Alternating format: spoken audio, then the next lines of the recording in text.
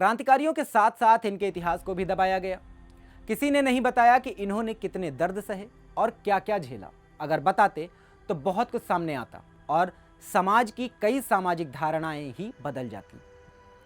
कस्तूरबा गांधी का जन्म 11 अप्रैल सन 1869 ईस्वी में गांधी की तरह ही काठियावाड़ के पोरबंदर नगर में हुआ था और इस प्रकार कस्तूरबा गांधी आयु में गांधी जी से लगभग 6 महीने बड़ी थी।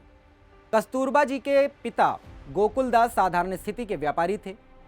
जहां एक और चाटुकार इतिहासकार और कलमकार उस समय के तथाकथित स्वतंत्रता सेनानियों की चाटुकारिता में व्यस्त थे, तब भारत माता के वीर सच्चे सपूत और उनकी जीवन संगनियां या यूं कहें कि उनकी धर्मपत्नियां भी उनके साथ स्वतंत्रता आंदोलन में बढ़ चढ़कर हिस्सा ले रही थीं। और इन्हीं स्वतंत्रता सेनानियों में एक नाम हमेशा सबसे आगे रहता है, मोहनदास करमचंद गांधी। ज्ञात हो कि इनका विवाह कस्तूरबा जी से हुआ था। आज कस्तूरबा गांधी जी की पुण्यतिथि है, तो इसलिए उनकी पुण्यतिथि पर उनको नमन करते हुए उनके जीवन के बारे में थोड़ा सा प्रकाश डालते हैं। नमस्कार, मैं शिवम पांडे और आप देख रहे हैं सुदर्शन इतिहास।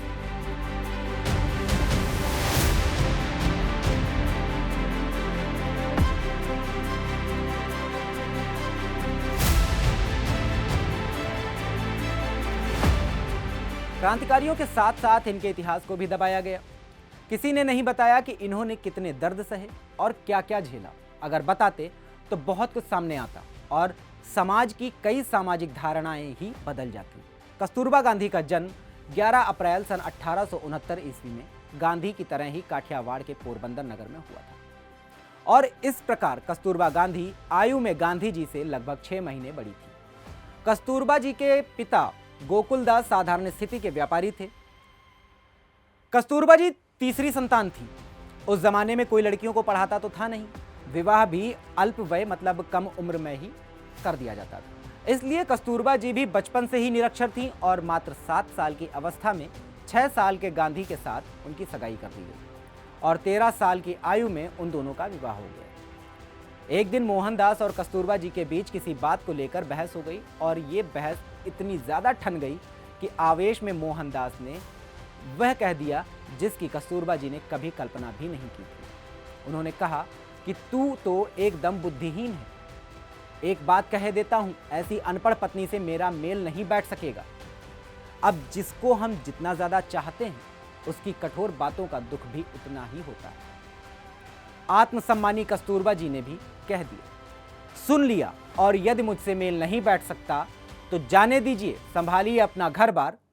और कस्तूरबा जी सचमुच अपने पीहर यानी मायके चली गई। एक बार ऐसा मौका आया जब गांधी के कदम बुरी तरह डगमगाए थे और अपनी बेटी की उम्र से भी छोटी रविंद्रनाथ टैगोर की भांजी सरला देवी चौधरानी के लिए उनके मन में कोमल भावनाएं पैदा हो गई थी। लेखक प्रमोद कपूर बताते हैं, उन्होंने ये किस्सा न्यूयॉर्क के एक birth control activist Margaret Sengar को बताया था।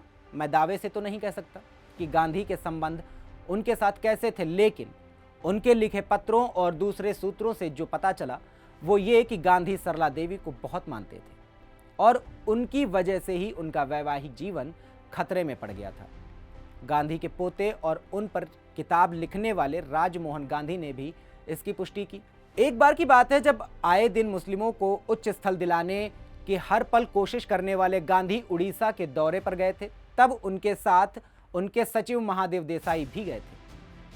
गांधी की पत्नी कस्तूरबा जी भगवान में अटूट आस्था रखती थी, इसलिए उन्हें हिंदुओं के अति पावन जगन्नाथपुरी धाम जाने की इच्छा हुई, जिसके लिए उन्होंने महादेव देसाई की पत्नी को साथ लिया।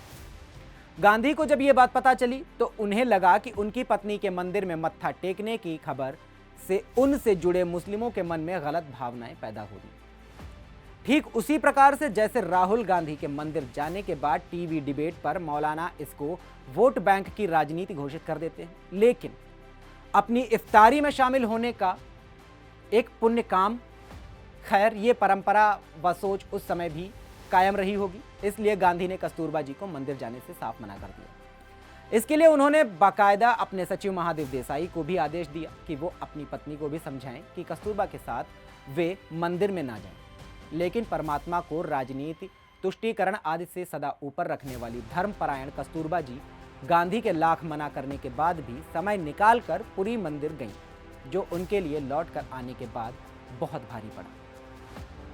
जब गांधी को पता चला कि उनकी पत्नी मंदिर उनके लाख मना करने के बाद भी गई, तो उनके गुस्से की कोई सीमा नहीं रही और उन्होंने इसको अपने लिए सदमा बताया। वो बीच सभा में कई लोगों के बीच ही कस्तूरबा जी पर चीखने और चिल्लाने लगे और लोगों के समझाने के बाद तो और भी भड़क गए। पर ऐसा करके वो मंदिर के विरोधियों को एक परोक्ष संदेश दे रहे थे, लेकिन अफसोस इसके लिए उन्होंने अपनी धर्मपरायण पत्नी की भरी सभा में इज्जत को तार-तार कर दिया। कुछ जगहों पर तो यहाँ तक लिखा है कि गांधी कस्तूरबा जी के मंदिर जाने पर इतना गुस्सा हुए थे कि उन्होंने उन्हें बुरी तरह पीटा भी था। 15 अगस्त 1942 को जब हार्ट अटैक से उन्हें मंदिर दर्शन कराने वाले महादेव देसाई की मृत्यु हुई, तब रोती हुई कस्तूरबा जी देसाई की समाधि पर गईं और बोली कि जाना तो मुझे था, महादेव कैसे चला गया। धीरे धीरे कस्तूरबा को ब्रोंकाइटिस की शिकायत हो गई, जिसके चलते उन्हें 2 दिल के दौरे पड़े और इसके तुरंत बाद निमोनिया भी हो गया। इन 3 बीमारियों के चलते बा की हालत बहुत खराब हो गई। डॉक्टर कस्तूरबा जी को पेनिसिलिन का इंजेक्शन देकर जल्दी ठीक करना चाहते थे, लेकिन गांधी ने न जाने क्यों इसके लिए मना कर दिया। डॉक्टरों ने बार बार कहा कि जल्द आदेश दीजिए, लेकिन गांधी नहीं माने। जब कस्तूरबा जी ने भी पेनिसिलिन लेने की गुजारिश की तो उन्हें भी एक तरफा बोला कि तुम्हारी मर्जी हो तो ले लो, मेरी तो कोई इच्छा नहीं है।